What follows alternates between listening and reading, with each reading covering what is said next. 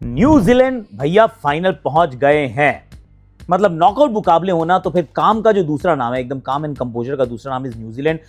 वो शोर नहीं मचाते, वो स्कोरबोर्ड पे अपनी जीत लिखवाते हैं और आगे चलते जाते हैं। That's the team to actually admire. पहुंच गए हैं। एक बार फिर अहमदाबाद वेट करेंगे कि कौन सी टीम आएगी बिटवीन इंडिया एंड इंग्लैंड। तो उस वाले मुकाबले की बात करना जरूरी है, क्योंकि वो गवान खेड़े स्टेडियम में और ये 5 ऐसे कॉन्टेस्ट हैं, वो जो मैचअप्स हैं, that can define and decide the outcome of this game.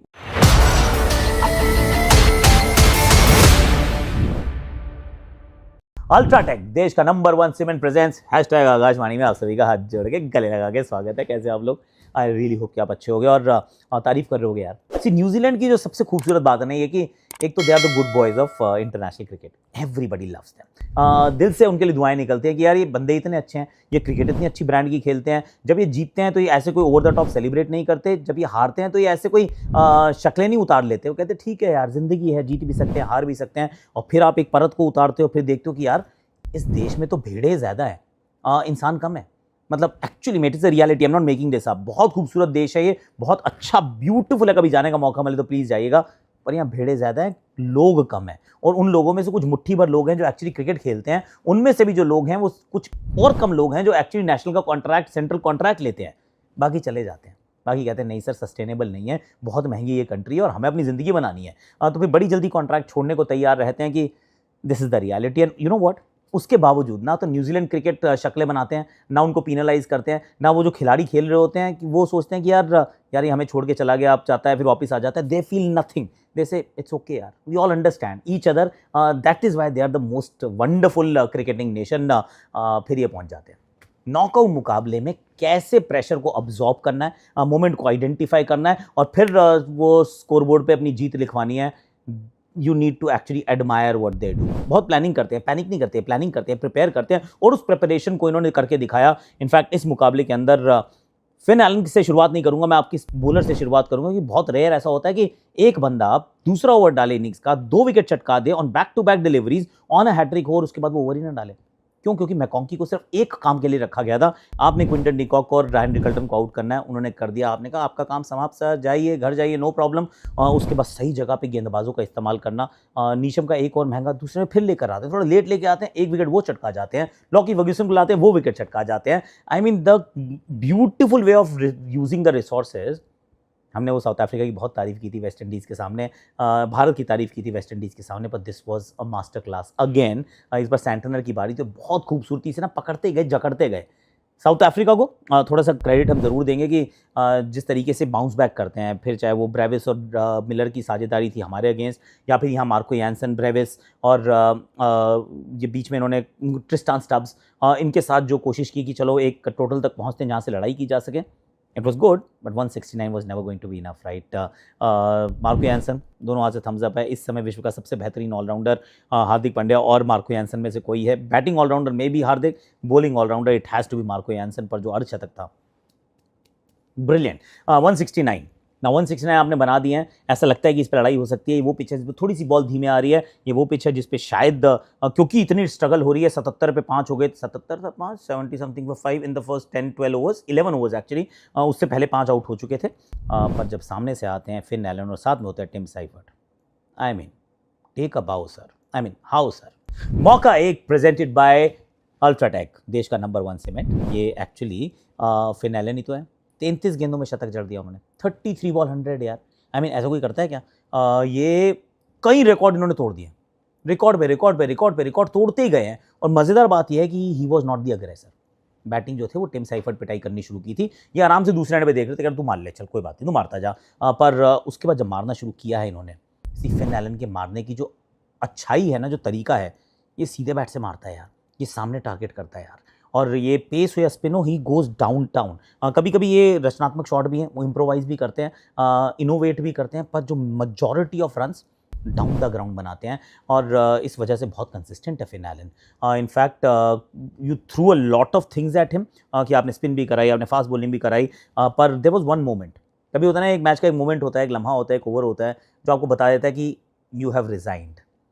South Africa resign to their fate. जो छठा ओवर था पावर प्ले का, it had resignation and surrender written all over it.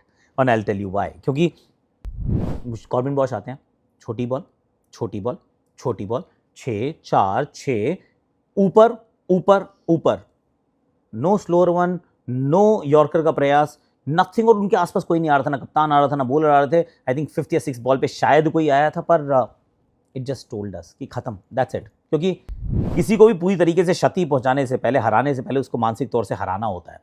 That was that over that decided the fate. 22 run उस over में आए, power play पूरी तरीके से न्यूजीलैंड के नाम गया और फिन एलन ऑफकोर्स अंत तक नाबाद रहे। इट वॉज अ स्टेलर पारी। 12.45 ओवर में तो खत्म कर दिया है यार, 170 रन, 175 नाबाद की। इनकी एक और ओपनिंग साझेदारी भी थी। तो this is the most destructive, most efficient, most explosive opening combination, Finn Allen and Tim Seifert. तो भैया मौका एक तो इन्हीं के पास था, पहचान भी बना ली है, अपनी जान भी दिखा दी है और केकेआर को भी मुझे लग रहा है इन्वॉल्व कर लिया कि देखो मैं तो आपकी टीम में ओपन कराना है, सोचो ज़रा, थिंक अबाउट इट।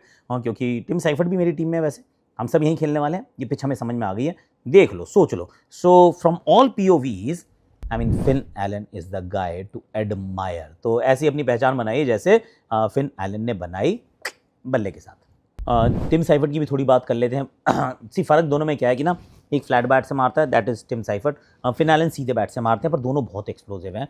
और वंस अगेन एक समय पे तो बराबर गेंदों में बराबर रन्स बना के चल रहे थे भाई लोग। ये नहीं, बराबर गेंदें नहीं थी, गेंदें शायद ज़्यादा खेले थे टिम साइफर्ट, पर रन्स बराबर थे, 58 थे जब तक भाई साहब आउट हुए। पर what an innings in the and, और बहुत क्लिनिकल अंदाज में इस मुकाबले को ख़त्म किया। पर now let's move to England, और वो England versus India, and this is beautiful. हाँ, 2022 जो सेमीफाइनल जीतता है, इट्स इंडिया वर्सेस इंग्लैंड, वो ट्रॉफी उठाता है। 2024 जो सेमीफाइनल जीतता है, इट्स इंडिया वर्सेस इंग्लैंड, वो ट्रॉफी उठाता है। 2026 इट्स इंडिया वर्सेस इंग्लैंड, जो मैच जीतता है आई थिंक वो ट्रॉफी फिर उठाएगा।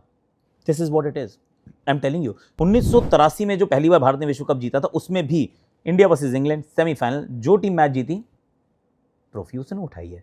तो इंडिया इंग्लैंड का जब सेमीफाइनल होगा, समझ लो यही आउटकम होने वाला है कि जो मैच जीतेगा वो ट्रॉफी उठाने वाला है, is what I think actually. But let's go one by one. इस टीम में क्या बदलाव होना चाहिए, कोई 11 में बदलाव होना चाहिए, हमने कल भी वीडियो बनाया था। I just share, no changes for me, कोई भी चेंज नहीं होगा मेरे विचार में, करना भी नहीं चाहिए। Just stay true to the playing 11 जो आपने पिछले मैच में खिलाई। पर कुछ कॉन्टेस्ट हैं जो डिफाइन कर सकते हैं, डिसाइड कर सकते हैं मुकाबला। सो पहला कॉन्टेस्ट जो है भैया, फिल सॉल्ट को आउट करना ज़रूरी है, राइट। इनसाइडर हमने शूट किया, आप लोगों को पसंद आता है तो इनसाइडर देखो वापस आओ। फिर मैं दूसरे कॉन्टेस्ट की बात करने वाला हूँ।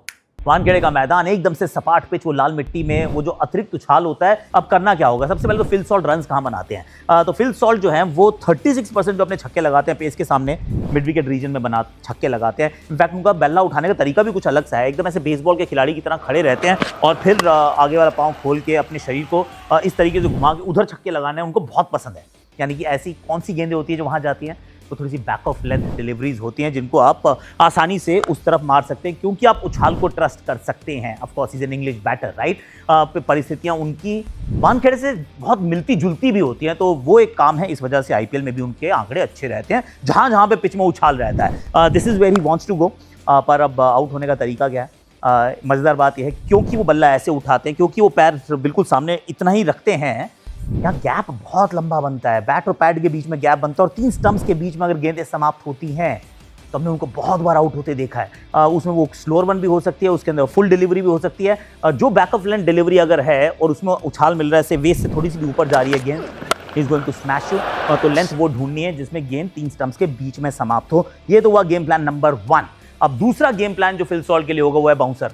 शुरुआत में आप बाउंसर जरूर लगाइए। वो मानने जाते हैं कुछ 12 बार आउट हुए हैं उस रीजन के अंदर, और अर्शदीप ने भी आखिरी बार इनको यहाँ पे ऐसे शॉर्ट बॉल डाल के आउट किया था। तो फिल सॉल्ट के असॉल्ट को रोकने के लिए ये 2 काम कीजिए, 3 स्टंप्स में या तो फिनिश कीजिए, वरना बाउंसर का इस्तेमाल आप जरूर कीजिए।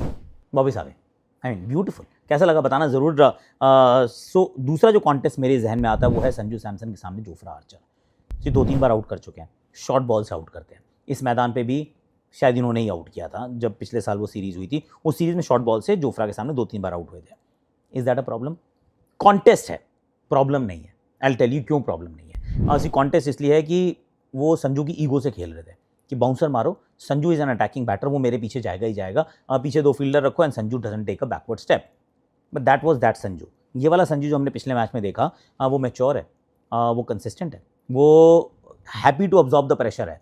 तो उसमें ईगो नज़र नहीं आई तो जब ये शॉर्ट बॉलिंग होगी, जो कि होगी, मैं कह रहा हूँ 100% होगी, तो संजू क्या करना अपने को, इट्स नॉट मैंडेटरी, कोई ऑब्लिगेशन नहीं है पुल पे छक्का मारने का, खेल जाए एक ओवर यार। क्योंकि संजू की बैटिंग की एक बात गारंटीड है कि कभी भी ऐसा नहीं होगा कि आप संजू की बैटिंग का क्रिटिसिज्म करोगे कि स्लो खेल रहा है, ये नहीं होने वाला, ही विल कैच अप। पर जोफ्रा आर्चर का जो बाउंसर वाला प्लान है, that is one of the contest जो कि इंपॉर्टेंट होने वाला है। तो उनका बॉलर हमारा बैटर, उनका बैटर हमारा बॉलर हो गया। अब फिर वो वापस चलते हैं इनसाइडर की तरफ, क्योंकि वहां पे मैंने जॉस बटलर के खिलाफ भी एक बनाया हुआ इनसाइडर। आ जाओ जरा। जॉस बटलर अभी तक रन नहीं बना पाए इस टूर्नामेंट में, ये बात सच है, पर मुंबई का मैदान है, ये मैदान इनको पसंद आता है, और कितनी देर तक उस क्वालिटी को आप खामोश रख सकते हैं। मैं कहूँगा एक मैच और रख लो, पर ध्यान रखना होगा, गेम प्लान बनाना होगा, और ये जानना बड़ा ज़रूरी है कि थोड़ा अद्भुत खिलाड़ी हैं ये, actually down the ground run बनाते हैं सारे। अगर आप जॉस बटलर की खासियत देखिए, एक तो बहुत लो सेंटर ऑफ ग्रेविटी है, बहुत नीचे रहते हैं, हाथ नीचे रखते हैं और सीधे बैट से सामने की तरफ शॉट लगाते हैं। इनकी तो मेजॉरिटी ऑफ छक्के जो हैं, जो पावर प्ले में आए हैं, सामने की तरफ आए हैं, तो इस वजह से वो क्रॉस मारते हुए आउट नहीं होते, उनके डंडे में बॉल नहीं लगती है, तो उनको वहाँ नहीं डालने का। कहाँ डालने का? उनको थोड़ा सा ऑफ स्टंप के बाहर, वो चौथी स्टंप्स की लाइन में डालने की आपको कोशिश करनी होगी। वहाँ पे हमने इनको ऑलरेडी करीब के सामने आउट होते देखा, हमने इनको मेनेंटी के सामने आउट होते देखा, कि वहाँ से मारने की कोशिश कर रहे हैं, स्लाइस करते हैं, मिड ऑफ पे आउट होते हैं। श्रीलंका के साथ हमने इनको बाहर वाली गेंदों पे तंग होते देखा है। सो that is your game plan number 1 कि आप इनसे थोड़ा दूर चौथी पाँचवीं स्टंप में गेंदबाजी लगातार कीजिए। जॉस बटलर वहाँ कई बार परेशान होते हैं, और उसके साथ साथ एट सम स्टेज और may be early on first 6 overs में अभी तक लग रहा है कि वरुण चक्रवर्ती के पिछले मैच अच्छे नहीं रहे, तो maybe you want to keep him away, but don't do that. उनको शायद आप जल्दी इंट्रोड्यूस करना चाहेंगे, या फिर अक्षर Patel bring the ball back in, तो लेफ्ट आर्म स्पिन या फिर वरुण की leg spin, end of course the fifth stump line, वहाँ पे गेंदबाजी करने का प्रयास करें जॉस बटलर, क्योंकि अगर ये चल पड़ते हैं तो ये है क्या, ऑल फेज बैटर है, ये पावर प्ले भी खेलता है, ये ओवर नंबर 18 तक बैटिंग भी करता रहता है। चलिए आगे वापस आइए यहाँ पे बताना कैसा लग रहा है, क्योंकि आज थोड़ा डिफरेंट तरीके से प्रीव्यू करने का प्रयास किया हमने। फिर एक है हैरी ब्रूक वर्सेस अपना वरुण चक्रवर्ती। 3 बार इनको भी आउट कर चुके हैं वरुण चक्रवर्ती, अच्छी फॉर्म में है Harry Brook, there is no doubt, 3 number पे आजकल आते हैं, there is no doubt about that. पर मुझे ऐसा लगता है कि फंसाया जा सकता है यार, क्योंकि ये जो वानखेड़े की पिच है, now pitch comes into the picture, क्योंकि ये सिर्फ एकमात्र हमारा स्पॉट है जहाँ पे 22 गज की पिच जो है, जो पट्टी जो है, दैट चेंजेस एवरीथिंग। सपाट पिच पे कहानी अलग है, ये थोड़ी सी ना फंसने वाली पिच है, इसमें बॉल फंसता है थोड़ा सा बाउंड्रीज बड़ी नहीं है, पर वरुण चक्रवर्ती का early introduction might be a very important thing. मान लीजिए अगर 5वें 6ठे 7वें ओवर में आती है हैरी ब्रूक की बारी, थ्रो हिम इन, डाल यार, खोने दो वो कॉन्टेस्ट शुरुआत में। और अगर आप कह रहे हो पिछले 3 मैच में वरुण अच्छा नहीं खेले थे, तो कोई फर्क नहीं पड़ता, वो जो 100 बनाया था हैरी ब्रूक ने, उससे पहले 5 मैचों में भाई अच्छा नहीं खेला था, तो 100 बनाया था ना, तो इसी तरीके से अगर वो 3 मैच अच्छा नहीं किया, तो इसका मतलब ये नहीं कि अच्छा नहीं करेगा। I think that is one very very important contest जो इस मैच को डिफाइन कर सकता है। Then last but not the least, एक और जो कॉन्टेस्ट मैं सोच रहा हूँ, कॉन्टेस्ट नहीं है actually, I am now looking at a player goes by the name of Hardik Pandya. आज मैंने अभिषेक शर्मा, ईशान किशन वगैरह की बात नहीं की, आज मैंने कुछ खिलाड़ियों को छोड़ दिया, फॉर एग्जांपल शिवम दुबे, उनके बारे में मैंने कल बात एक्चुअली अच्छे से कर ली थी। Hardik Pandya I think might be the most important player along with Bumrah and Varun and all of that. पर क्योंकि ये सेमीफाइनल है, क्योंकि ये मुंबई में है, क्योंकि इस मैदान को अच्छे से जानते हैं, और क्योंकि इनको नई गेंद से गेंदबाजी करनी है। सी जो हमारे छठे बॉलर का जो प्रॉब्लम है, जो पिछले मैच में मिटिगेट हुआ था, वो सिर्फ तभी हो पाया था जब हार्दिक पांड्या ने पहला ओवर, 7वां ओवर या दूसरा ओवर, 7वां ओवर, इस तरीके से अपने ओवर निपटाए थे। मैं तो कह रहा हूँ 2 डाल दे भाई, मुकाबले में 2 ही डाल जा सीधे के सीधे, 2 ओवर डालो, आगे की तरफ निकलो। अगर 2 नहीं डाल पा रहे हो तो अक्षर के 2 ओवर वहाँ करा लो फटफट से। So that is the kind of plan that you will have to come up with. पर Hardik with the bat might also be very very important. वैसे तो यहाँ टॉस जीत के या मेरा मन तो गेंदबाजी का है, हालांकि सब कहते हैं सेमीफाइनल है, पहले स्कोरबोर्ड पे रन लगा दो। मुझे लगता है कि बाद में बैटिंग इस मैदान पे चलती है, it's a good chase friendly ground. I will be of the opinion कि आप पहले गेंदबाजी कीजिए, अगर थोड़ी सी मदद है तो उसका इस्तेमाल कीजिए, and chase it down and back yourself, but then let's see, may the best team win यार, बेस्ट टीम तो अपनी है, पता है आपको। तो आज के लिए वैसे मेरे पास इतना ही है। लाइक करना, शेयर करना, सब्सक्राइब करना, कमेंट करना, नोटिफिकेशन घंटी जरूर बजा देना। और मौका एक ही आता है जीवन के अंदर, और ये मौका जैसे न्यूजीलैंड ने पकड़ लिया, फिर आयरलैंड ने पकड़ लिया, इतिहास रच दिया, ऐसे ही मौका आपके पास भी घर बनाने का एक ही आता है। तो चूज़ वाइजली, क्योंकि घर जो है ना वो आपकी पहचान बन जाता है, आपकी सोसाइटी में स्टैंडिंग वही बताता है यार। और दोस्त लोग कहते हैं अच्छा वो वाला घर वाला बंदा अपना, आई नो, वहाँ से मैं भी आता हूँ जहाँ पे घर आपकी पहचान होता है। सो फिर देश का नंबर 1 सीमेंट अल्ट्राटेक प्लीज़ आप इस्तेमाल कीजिए, फॉर अ सिंपल रीज़न कि बाहर का पेंट बदल सकते हो, अंदर की टाइलें बदल सकते हो, जो चीज नहीं बदलेगी ना, वो जो ईंटों के बीच में लगी है, and that is the cement that you need to choose wisely. So go with देश का नंबर 1 सीमेंट, अल्ट्राटेक.